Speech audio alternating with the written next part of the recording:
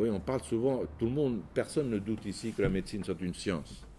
Et pourtant, on parle de l'art médical. Donc la médecine est-elle une science, ou une technique même, ou est-elle un art? Vous voyez que dans l'art, il n'y a pas que la technique. Un peintre, quelqu'un n'est pas un grand peintre parce qu'il sait bien manier le pinceau et faire des petits chevaux tout petits. Et il y a aussi de l'art, de la créativité, de l'inventivité. Donc, quelle est la part, on peut poser la question comme ça, quelle est la part d'art et de technoscience, effectivement, dans la pratique médicale? Oui, juste déjà pour répondre sur le côté, est-ce que c'est uniquement technique, est-ce que on traite une maladie ou est-ce qu'on soigne un patient? Juste pour en donner, je pense que je dirais les deux, mon capitaine. C'est-à-dire que déjà, je pense qu'il y a sûrement des deux, mais je vais juste vous donner un exemple. Le service où je travaille, il y a 36 lits, donc il y a 36 patients tous les jours. Et je passe tous les matins et tous les soirs voir les 36, peut-être pas les 36, mais en tout cas mes patients, c'est-à-dire 25 patients, 25 à 30 patients tous les matins et tous les soirs. Et cette visite du matin et du soir, chacune dure 30 minutes. C'est-à-dire que je vois chaque patient 1 minute. On ne fait pas de médecine quand on passe 1 minute voir un patient. Et bien, je peux vous dire qu'elle est essentielle pour le patient. C'est-à-dire que le patient, il est content de vous voir. Et je peux vous dire qu'aujourd'hui, je suis à Monaco, j'ai dit à mes patients, je ne serai pas là demain.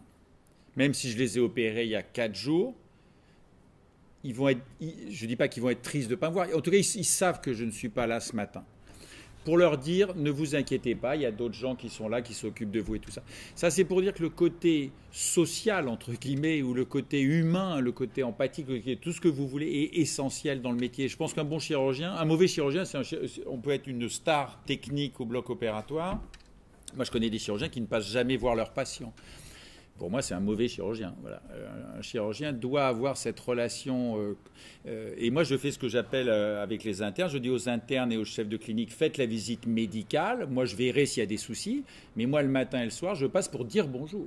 Voilà, je suis là. Ne vous inquiétez pas, je suis là. Et je pense que c'est hyper important, ça.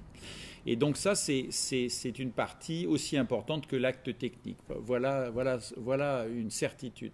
La deuxième chose, pour répondre à la question sur l'art, mon ego personnel fait que je suis content de faire des fois des belles opérations, clairement.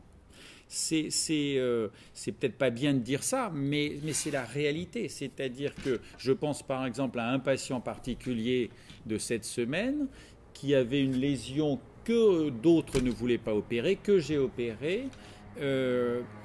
Et ben je suis content à titre personnel. Donc c'est mon ego là qui parle. Et donc je suis content de, entre guillemets, du travail que j'ai réalisé. Et c'est peut-être pas bien, mais c'est la réalité. Mais cette réalité, elle se rajoute au fait que je le vois le matin et le soir, que je suis hyper content qu'il aille bien, et que je parle avec lui, et qu'est-ce que vous allez faire, on va vous amener là, toc, toc, toc.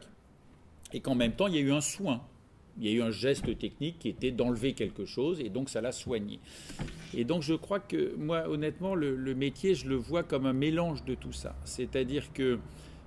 et je trouve que le travail manuel de chirurgien est un plus énorme, en plus, je trouve, personnellement, à titre personnel. C'est-à-dire que pour moi, c'est le fait d'avoir un métier de médecin, de réfléchir, de faire de la recherche, mais qu'en plus, on a ce côté...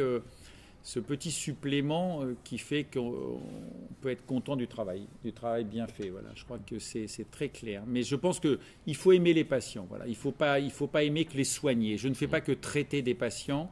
J'aime le contact avec le patient. Je crois que c'est très important. Il faut qu'un médecin doit aimer ça, parce que sinon c'est difficile.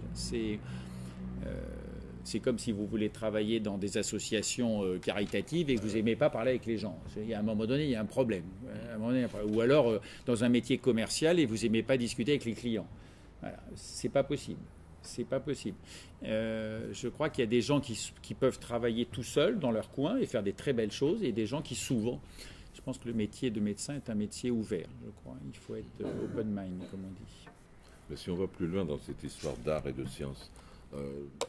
par art, j'entendais aussi la dose d'inventivité, de créativité. En plus de vos données, disons des données, des data les données statistiques qui vous viennent par les analyses, par l'informatique, par tout ce que vous avez fait, commandé comme analyse préopératoire, par exemple. À quel moment il y a le eureka, une invention, une sorte de créativité?